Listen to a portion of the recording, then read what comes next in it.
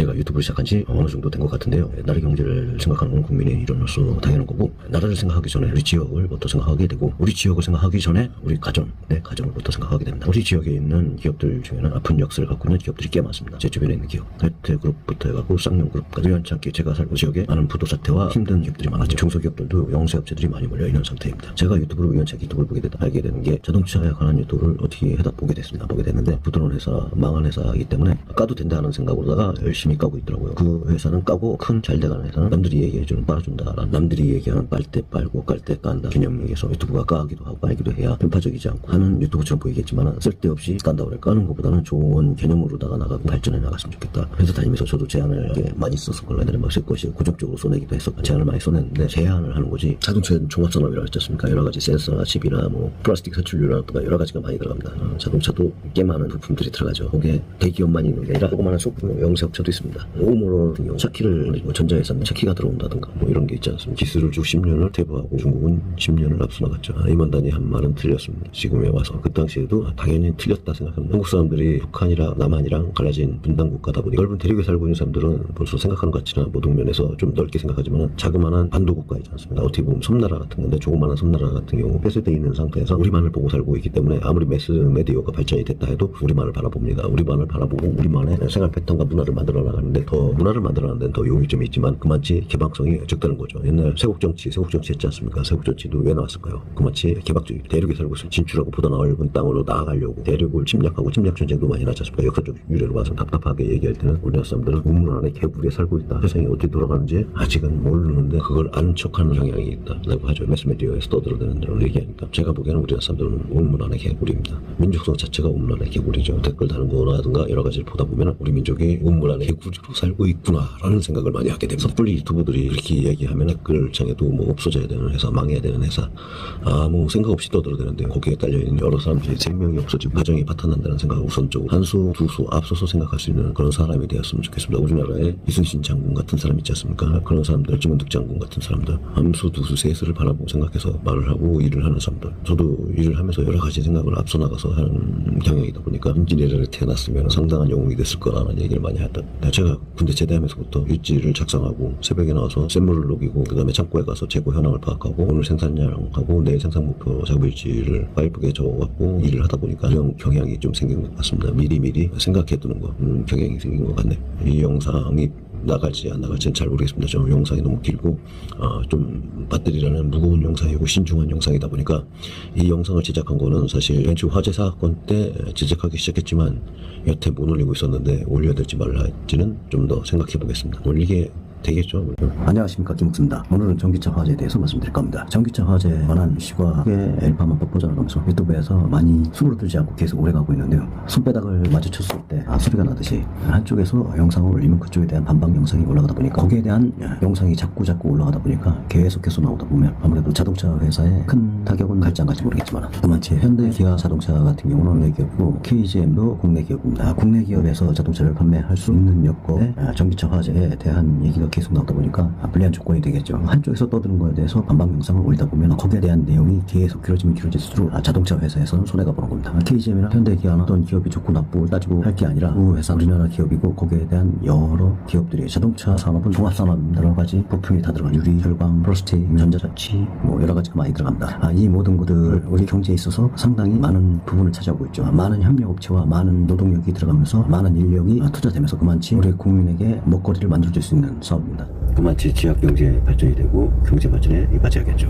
전기차보다 내연기관차가 화재가 많다. 내연기관차가 화재가 많을 거고요. 내연기관의 화재성은 만약에 정비를 하고 기름칠하고 닦고 조이고 기름이 흘러서 묻고 이런 경향이 있어. 아무리 골성분으로 닦아낸다 해도 기름 성분이 남아있을 수 있고, 목장갑을 끼고 작업을 하다가 목장갑을 정비사가 깜빡해서 엔진 어디 위에다가 올려놓거나, 엔진 내부에는 열이 상당히 높은 온도로 유지되기 때문에 약간의 기름기 있는 데다가 면장갑을 올려놓거나 해서 불이 날 수도 있고, 나무가 많은 곳에 세워놨다가 나뭇잎이 껴들어가서 엔진 룸으로 아무래도 들어갈 수 있죠. 도로면에 비닐 조각들이 달려가면서 하면서 자동차 바람에 의해 달려서 엔진을 날라붙어 갖고 불이 날 수도 있습니다. 난갑에 불이 날 수 있고 낙엽에 불이 날 수 있고 그려진 비닐 쪼가리가 날라붙어서 엔진에 날라붙어서 아니면 배기통에 날라붙어서 불이 날 수 있는 사항들입니다. 또 다른 경우에 전자 제어 장치들이 많이 들어가다 보니까 배선에 가스가 형성돼서 나는 경우, 노후화돼서 배선이 가스가 되는 경우, 아무래도 새 배선보다도 불이 날 확률은 더 많겠죠. 여러 가지 불 날 확률이 많습니다. 내연기관에서 불이 나는 거는 엔진 자체 내에서 불이 나는 게 아니라 주변에서 나는 불입니다. 참고로 세타 엔진 커넥터로도 퍼져서 화재가 난 거 그런 경우는 흔치 않은 경우니까 그건 잠깐 제외를 해야죠. 반면에 전기차의 화재는 배터리에서 나는 화재이기 때문에 배터리는 엔진에 내연기관에서 엔진에서 불이 붙었을 때는 소화할 수 있지만 전기차 같은 경우는 일반인들이 소화할 수가 없습니다. 우선은 배터리 속에서 열폭주라고 그러죠. 열폭주에 의해서 이미 형성된 거기 때문에 차를 오일분해하지 않는 이상은 초기 진화를 할 수가 없는 상황이죠. 하지만 내연기관 같은 경우는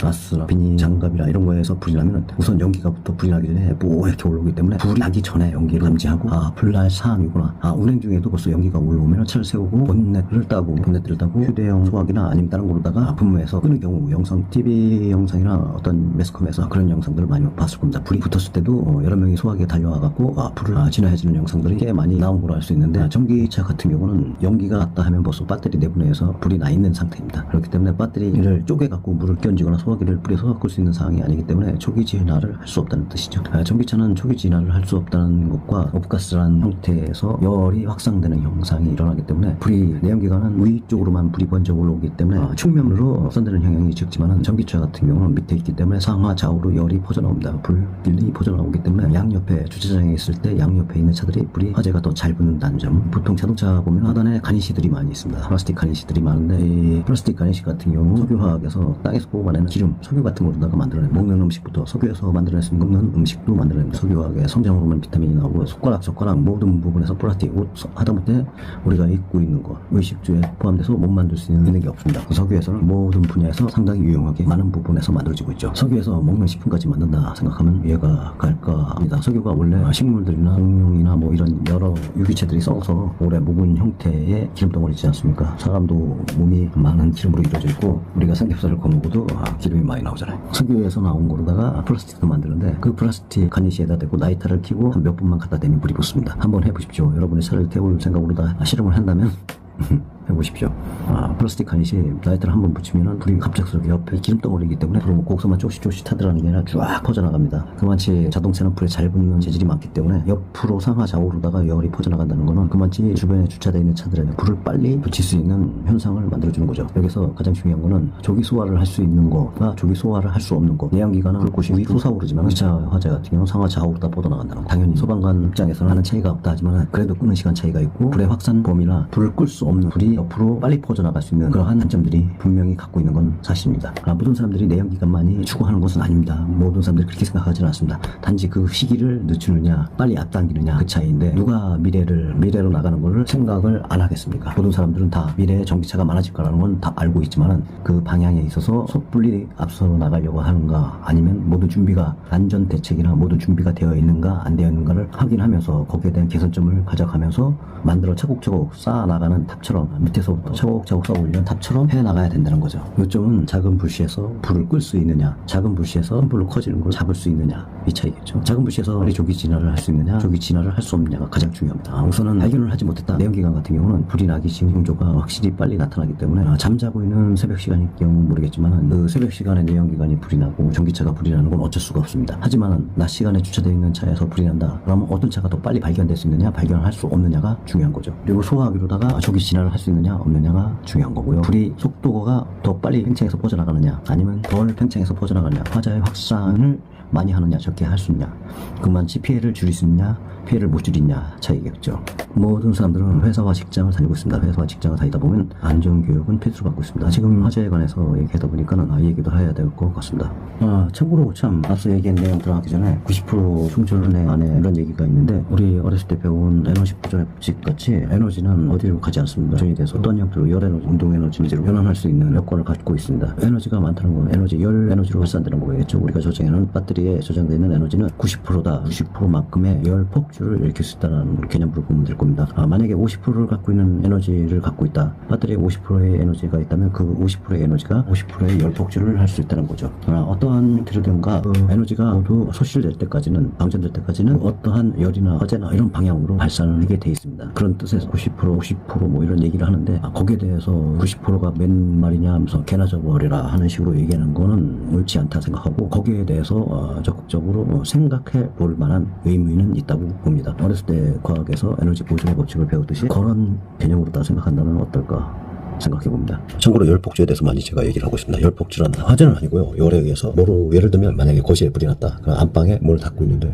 거실은 불이 붙어있지만 안방은 불이 붙지 않습니다. 불이 붙지 않아 있을 때 뽑기에 달궈진 곳에 문을 열었을 때 산소가 공급되면서 불이 폭발하듯이 확 나지 않습니다. 그런 거로 예를 들어서 산소가 적은 양의 산소에서 불이 붙지 않았을 때, 열만 있었을 때 산소가 공급되면서 폭발적으로 불이 나게 돼요. 그 전 단계랄까? 그 전 단계 열에 한참 달궈져 있는 상태. 90%의 에너지, 50%의 에너지, 100%의 에너지. 그 에너지를 마치 장시간 동안 소진을 해야 불을 끌 수 있다는 점. BMS, 배터리 관리에 있어서 BMS가 간단하게 예를 들어서 김종국이가 쓰는 힘과 유재석이 쓰는 힘이 차이가 있다라고 볼 수 있죠. 모든 배터리, 그러니까 12명의 사람이 있으면 12명의 모든 배터리라는 사람을 김종국화하기 위해서 하는 건데, 지금 전기차 배터리 어떤 방식인지 잘 모르겠지만, 지금 배터리에 관해서는 전문가가 아니기 때문에 잘 모르겠지만, 저 같은 경우는 일을 하다 보면 일반적인 시설에서 말을 합니다. 일반적인 시설에서 말을 하자면 한 달에 한 번 정도 중류수를 보충하고 균등 충전을 하는데, 균등 충전하다 보면 더 많은 양을 전기를 보급하고 거기에 물구낭산이 부글부글 끓어 넘치는 경향이 있을 수 있기 때문에 가급적이면 균등 충전을 너무 많이 하지 말라라는 얘기도 하죠. 너무 자주 사용을 하지 말고 그냥 일반 충전을 하다가 중류수나 보충했을 때 한번 균등 충전을 한 번 정도를 하는 식으로 정비하는 분들도 얘기를 하죠. 균등 충전이 그만치 많이 배터리 중류수 물구낭산에서 끌어 넘쳐가고 중류수액을 많이 보충해서 끌어 넘치는 경우도 있고, 끌어 넘쳐갖고 액이 흘러서 시멘트 바닥은 약간 알칼리성이고 그러나 산이다 보면 이게 세면 바닥에 떨어지면 터지면서 깨져나가기 때문에 아무래도 세면 바닥도 회산시키는 경향도 있고, 그러다 보니까 균등 충전은 많이 자제하는 식으로 다 얘기하는 것 같은데, 균등 충전이 아마 전기차 같은 경우는 항시 일정하게 주행거리를 유지하기 위해서는 균등 충전을 BMS가 관리하면서 균등 충전을 항시 아마 한 방향이 아닐까 제 짠에서 추측입니다. 너무 기담아 듣지 말고, 배터리에서 전문가가 아니니까. 하지만 옛날 고전적인 배터리로, 납산 배터리로 얘기하다 보면 그렇다라는 뜻에서 아무래도 90% 충전하면 아무래도 그만치 90% 충전을 하기 위해서, 100% 충전하기 위해서 BMS가 그만치 일을 더 많이 했기 때문에 균등 충전을 더 많이 하지 않을까 하는 생각에 아무래도 거기에 대한 트러블이 형성되지 않을까 하는 입장에서 한번 90% 충전, 50% 충전도 그렇게 나쁘게 보지 않고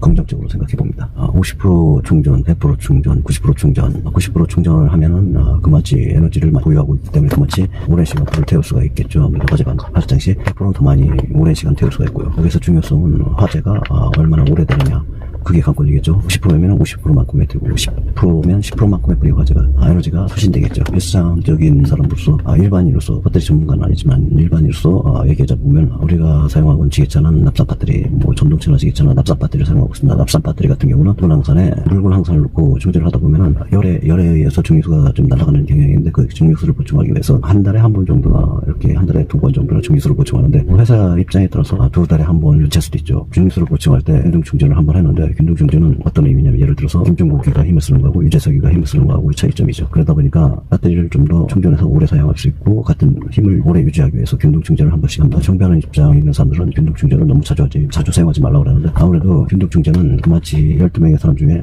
모두가 김종국이 아니기 때문에 유재석 같은 사람한테 김종국 같은 힘을 주기 위해서 좀 장시간에 충전을 하게 됩니다. 그러다 보니까 아무래도 열에 의해서, 그 장시간 동안 열에 의해서 중류수는 일반 충전에서 또 끌어올리는데 그걸 치고 끌어올립니다. 균등 충전 같은 경우는 더 많이 끌어올리죠. 끌어올린 중류수가 넘치면은 시멘트 바닥이나 이런 바닥은 대부분 알칼리성이 강한데, 물구낭산은 산기가 강하기 때문에 대부분 공장 시멘트 바닥이잖아요. 시멘트 바닥에 떨어지게 되면 산과 알칼리 반응에 의해서 시멘트가 깨져가고 터져나가거나 깨져나갑니다. 그런 경향도 있고, 아무래도 그만치 더 열을 더 많이 발산해서 끌어올리는 경향이 있죠. 지금 전기차 개념에 대해서 전문가는 아니지만 납산 배터리에 예를 들다 보면 배터리 BMS 관리에서 아무래도 일반적으로 자동차는 장시간 같은 힘을 장시간 유지하면서 장거리를 뛸 수 있게끔 하기 위해서는 균등 충전을 수시로 하는 경향이 있지 않을까 하는 생각에서 얘기하는 건데요. 그마치 균등 충전은 배터리차 같은 경우는 수시로 하겠죠. BMS 관리하면서 아마 그런 개념인 것 같습니다. 전문가는 아니지만 그런 개념에서 얘기를 해봅니다. 전문가가 아니라 그마치 거기에 대한 열 발생률이라든가 그런 거에 관해서 전동지게차 같은 경우 충전을 하고 전기를 이는 한자를 연결시키고 운행을 하다 보면 어떤 때는 손도 될 수 없을 만큼 배선이 엄청 뜨겁습니다. 그마치 마치 열이 많이 들락날락하면서 발산이 많이 일어난다는 거죠. 그런 개념에서 얘기하는 건데요. 90%, 100%, 50% 얘기하는 게 90%를 충전하면은 그 마치 열 형성이나 뭐 이런 데 좀 관여되지 않을까 하는 개인적인 소견에서 지금 영상을 만들었습니다.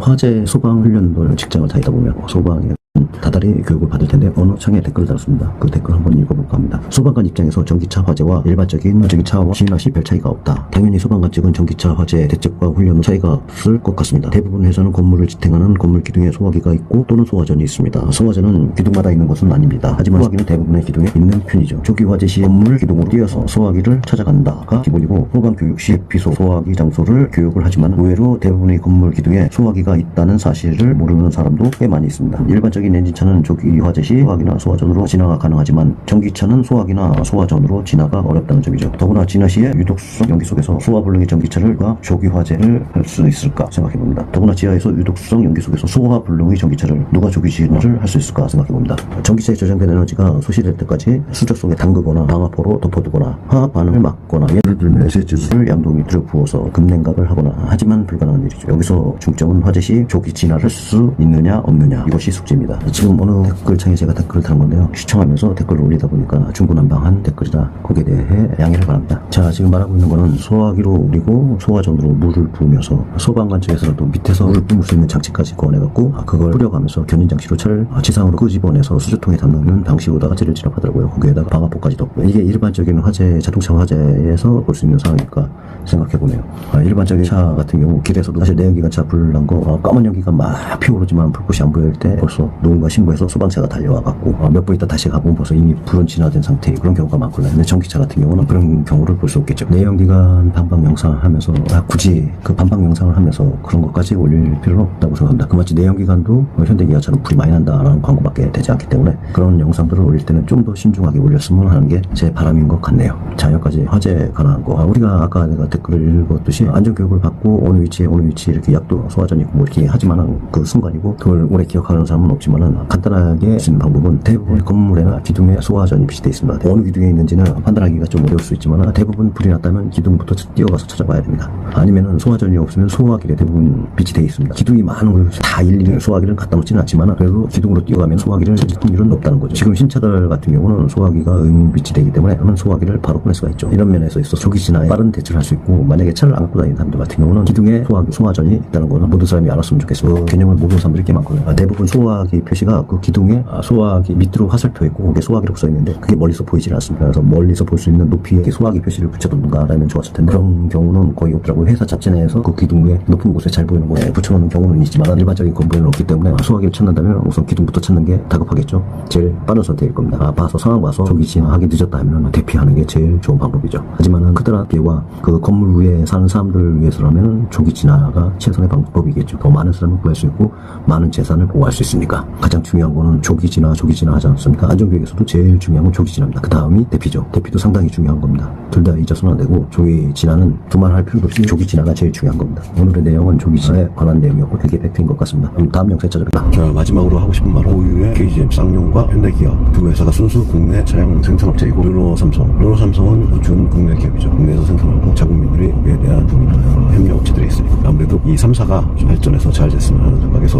영상을 올렸습니다. 특히 현대기아와 쌍용 KGM가 주도권을 잡고 용호성박이 돼서 이끌어 나갈 수 있는 자동차 회사가 되었으면 하는 바람입니다. 자국의 국민으로서 자국 기업이 좀 더 발전했으면 하는 생각입니다. 르노 같은 경우는 기업은 외국 기업이니까 아무래도 경쟁 입장에서는 회사라는 회사가 있는 게 좋죠. 그래야 경쟁적으로 기술 개발이나 보다 발전할 수 있는 여건을 만들 수가 있으니까. 참고로 롤레오스 같은 경우는 상당히 차량 만듦새가 좋은 것 같습니다. 실내 옵션에서도 괜찮은 것 같고요. 실내 옵션이나 만듦새나 옵션 구성에 있어서 거의 제네시스급에 가깝고 외장 만듦새 같은 경우는 상당히 괜찮은 걸로 보입니다. 경쟁력이 좀 괜찮게 나온 것 같네요. 클레오스 같은 경우는 산타페나 펠리세이드와 경쟁 상대라고 보는데 아무래도 펠리세이드와 산타페보다는 조금 밑등급의 차가 아닐까. 거의 준 제네시스급의 경쟁 상대가 되지 않을까라는 생각을 드는데 아무래도 클레오스 이미지 때문에 좀 타격이 있어서 그게 좀 걱정이 되네요. 모두 세 3사가 국내에서 발전할 수 있는 기업이 됐으면 합니다. 전에 자동차 텔레스코프에 안 되는 게 있습니다. 그런 차들 같은 경우 차에 구조적으로다가 많이 안 좋은 차로다가 평가를 했는 바른 자세를 꼭 운전을 하게 된다면 굳이 텔레스코피를 잡아 빼고 뒤로 눕는 현상으로다 운전을 하지 않아도 될까 하는 생각을 합니다.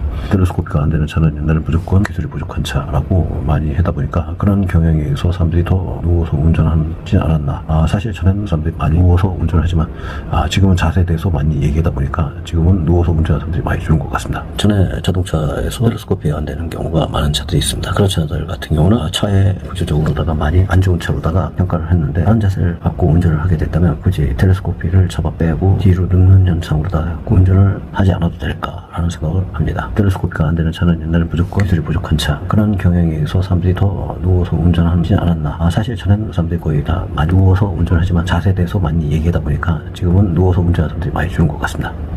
지금 급발진에 대해 전에 옛날에 자세에 대해서 한번 얘기한 적이 있습니다. 운전 자세에 대해서 아마 어느 채널에 댓글을 달았거나 아니면 제 채널에도 잠깐 얘기했을지 모릅니다. 지나가는 말로. 그마치 급발진에 있어서 자세는 상당히 중요합니다. 자세를 그마치 앞으로 당겨 앉아가고 정확한 핸들파지를 한다면 우선은 뒤꿈치부터 발바닥까지 헤드를 전체적으로 밟다 보면 그마치 5인을 할 수가 없습니다. 발을 전체적으로 떴다가 엑셀을 밟았다 브레이크를 밟았다는데 의자 시트를 뒤로 밀고 엄지 밟거나 그마치 멀리 할수록 다리를 들지 않고 좌우로 시계 방향 돌리듯이 시계 주 돌아가듯이 좌우로 왔다 갔다 하면서 누를 수가 있죠. 그러다 보면 아무래도 그마치 5인을 할 수 있습니다. 그마치 발을 많이 들어 올려서 밟느냐 아니면 발을 들어 올리지 않고 발만 비틀어서 밟느냐 차이겠죠. 그마치 급발진에 있어서 페달 5인 할 가망성이 크죠. 급발진이 없다는 게 아니라 급발진은 있을 겁니다. 분명히 있는데 아무래도 전자 제어부터 컴퓨터도 버그가 일어나듯이 에러가 일어나듯이 급발진은 충분히 있을 거로 생각하는데 대부분은 페달 5인이 많을 거라 생각합니다. 왜냐면 자세를 지금은 하도 이제 많이 얘기들 하니까 자세에 대해서 전에 같은 경우는 의자 시트를 뒤로 쭉 밀어갖고 타는 분들이 꽤 많아요. 뒷좌석과 거의 탈뚱말뚱하게 갖고 누워서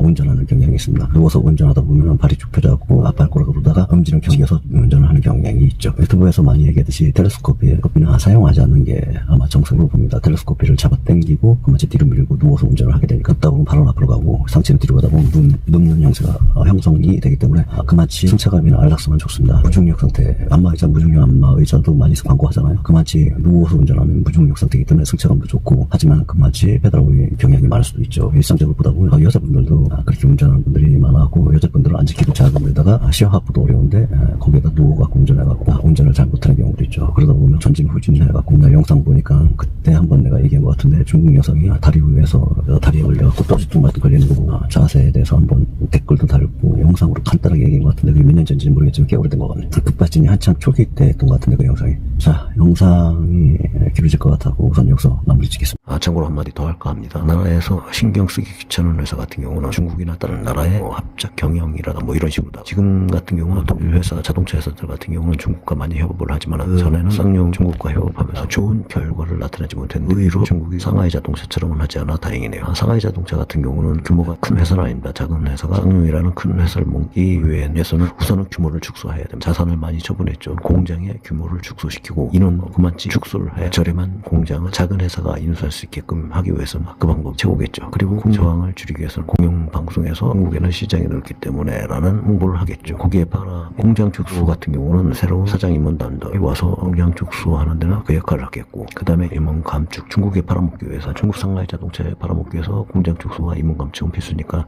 임원 감축에는 아무래도 절반의 인원을 채워내기 위해서는 노사 반발이 크니까 공권력을 투입해서 인원 감축에 나서게 됐죠. 그러다 보니까 중국에 넘어갈 수 있는 규모까지 축소를 시키는 겁니다. 자동차 기술도 축소하고 기술도 다 유출시키고 하면서 축소를 시켜서 개구리가 하마를 먹게 만든 거죠. 상하이 자동차 같은 경우 당시는 아마 개구리에 속할 거고 그 다음에 용용차는 하마에 속할 겁니다. 그래서 개구리가 하마를 먹는다는 얘기가 거기서 나왔던 겁니다. 자, 이번 영상이 진짜 길어지네요.